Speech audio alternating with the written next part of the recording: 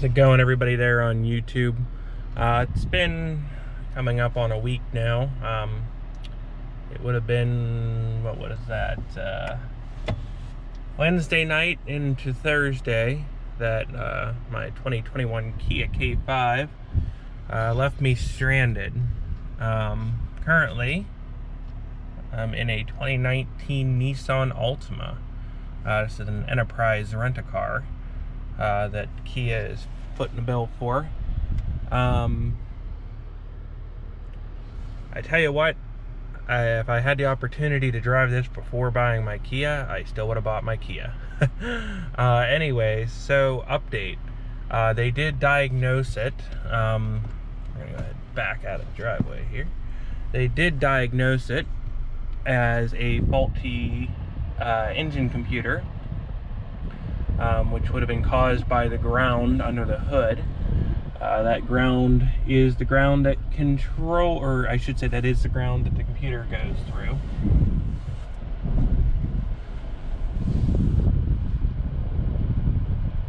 Sorry about that, just backing up here.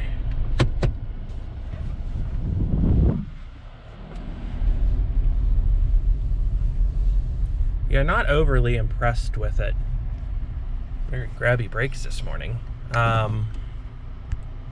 Anywho, so it took them a few days. The dealership, I will say, the dealership's been very nice so far. Everybody I've talked to there has been very pleasant, very understanding, very sympathetic of the fact that my brand new car died. The only irritating part that I've come to, and I haven't heard from the dealer now, and today will be day 2 that I haven't heard from them, is the last that I talked to them, Kia was not letting them order the computer until they were able to check a few more items, I guess, checking for bent pins at the computer, along with checking other grounds, I guess, and other connections. Which I get it. They want to make sure everything's okay. However, for one, we don't know how long the computer's going to take. It could be somewhere here in the United States. It could be in Korea. We don't know that. It could be shipping from Korea. It could be, it could be weeks. I mean, you don't know how long, even with expedited shipping that the dealer says they will do, that it could take to get that computer here. So Kia holding back on shipping the computer until they check more items is kind of infuriating, in the fact that it's now exactly been a week today since the first day they gained access to it. And I believe it or not, I just got, let me see the screen here. As I'm sitting here talking about it, they are doing something with my car. It's a nice thing about the Kia Access app is it'll actually send you notifications when somebody opens the doors. So that's interesting. Yeah, so we don't know any ETA on when my car is going to be finished. Anyway, so they don't have an ETA on when my car is going to be done, which is irritating because I know it's not the dealer's fault. They've been working on the car. I've seen notifications of every time they get in the car, as you just saw, and the hood's open, the doors are unlocked. But I just, like I said, I get it. They're trying to make sure they have all their T's crossed and their I's dotted at Kia, but at the same time, it's a brand new car. I wrote a letter to Kia, believe it or not, through their customer service contact about the situation. I just simply said, it's like, look, the car's 2 months old, has 1,300 miles on it, and had no issues until that ground connection came loose. I very well doubt there's any other any other pin issues on the ECM. I very well doubt. I mean, there's a possibility there could be other ground issues, yes, but I'm pretty sure they've checked most of those already as per Kia. And Kia has them going down this ridiculous flow chart trying to diagnose my car when we know the issue with my car. I mean, I don't have a code reader. I don't have anything like that to fully test the car when it went down. But just from the little bit of observations that I made when the car was sitting on the side of the road, I wish I would have filmed it. the car would crank. It would just crank until it wouldn't fire over.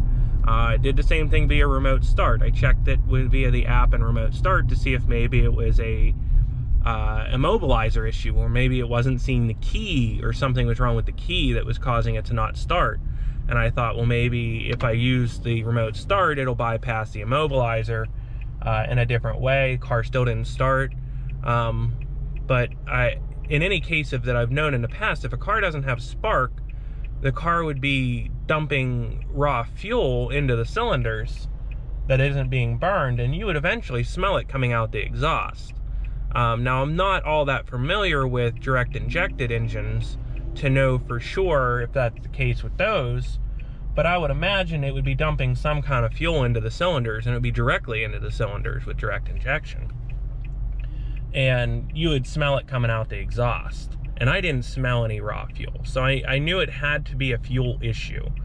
Looking at the ground distributions, it looks like the high pressure fuel pump grounds through the ECM and through that ground that the ECM grounds through. So it's very likely, seeing that had come off, that it was damage to the computer or something in the circuitry for the high pressure fuel pump. Crazy shit going on here. Anyways, negotiate some traffic here.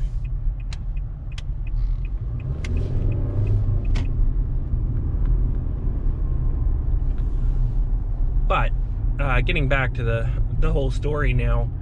So yeah, I wrote the letter to Kia, hoping that I hear something back. They said it could be up to 48 hours in their automated message, and it's coming up on 48 hours from that.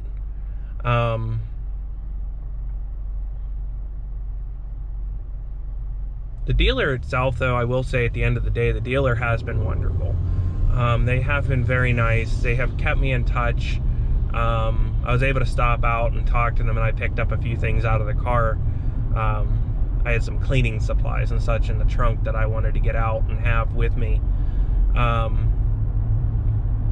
So, I mean, I couldn't have asked for a better experience, which honestly, comedically, it makes it harder that the dealer's being so nice, because it's hard for me to put up a stink about the car when they're being so nice and understanding, and it's like, all right, I guess I have to be nice. But that's part of the reason why I reached out to Kia directly. And I even told Kia directly, I'm like, the dealership that I've been working through has been wonderful. You know, I also brought up the fact of the roadside assistance that they had sent out. The company that they had sent, the guy was extremely rude, even calling my car a, and I quote, a piece of shit, which was very, you know, annoying. Drug the front bumper of my car on the tow truck. And I don't know what was done to the car after, you know, I wasn't there. I do have dash cam though, so we shall see. We're gonna have a nice, interesting cut of footage. I'm gonna leave out, of course, people at the dealer from my YouTube video, but I'd be very interested in putting up some clips of the car going on the tow truck and the tow truck driver, see if it caught anything he had to say, because it should have been rolling most of the time, and it should have been rolling when he put the car in the on position to put it in reverse to take it off the tow truck. So there should be some clips of him and if he said anything or did anything and how he handled my car. So got a little gotcha there for him. But yeah, this is where I'm at currently. Today should be Thursday? Yes, Thursday. Which would be exactly 1 week to the morning of when they called me that they had received my car at the dealership. Just to remind everybody, it's a 2021 Kia K5 EX, has 1,300 miles, not even, 1,297. And it completely shut off on me. So hopefully something will get resolved soon. You know, 2 months of ownership. It's celebrating going on 3 months at the dealership.